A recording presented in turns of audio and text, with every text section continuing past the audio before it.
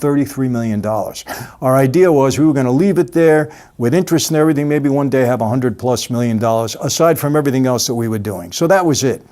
So when his son had told me that, Irizzo was testifying, we knew that, and he wanted us to break him out, when he was headed to the courtroom, I said, forget all of that. I said, but look, whatever your father does, tell him not to give up that account. That's our money. Don't give up the account, or the government's they're gonna confiscate it. We're not gonna be able to use it anyway. Irizzo agrees to that initially.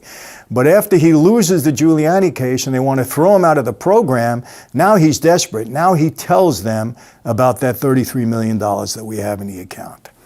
So now my lawyer is negotiating a plea deal for me because I knew that I had some leverage. Since I beat him in the Giuliani case, the government was worried about getting a conviction against me in the gas case based upon his testimony that's already been decimated. So now they're willing to make a deal with me. So I'm negotiating, my lawyer is, for about 3 months. First they wanted to give me 25 years in prison, $100 million fine. They were going through the whole thing, right?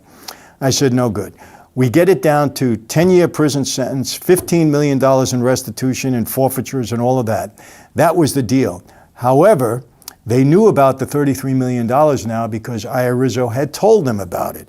So now they tell my lawyer, Franzese has got to give up that number. Well, I'm not going to give it up, right? I said, no way. Why should I give it to him? It's $33 million.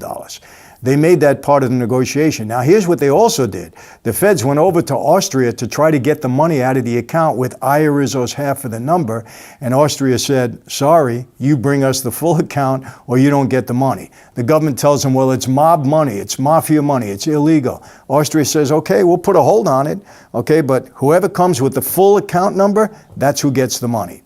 So now I really don't have a choice. I got to give him the other half of the number or I'm not going to get the deal that I want. And believe it or not, at that period of time, 10 years wasn't a bad sentence when they were giving guys hundreds and 50s and life in prison. And I was under the old law, meaning that I was still going to be eligible at some point in time for parole.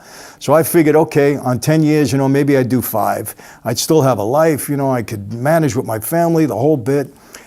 So that's what I was thinking. So I eventually give up my half of the numbers so that the government can go over and get the $33 million out of the account.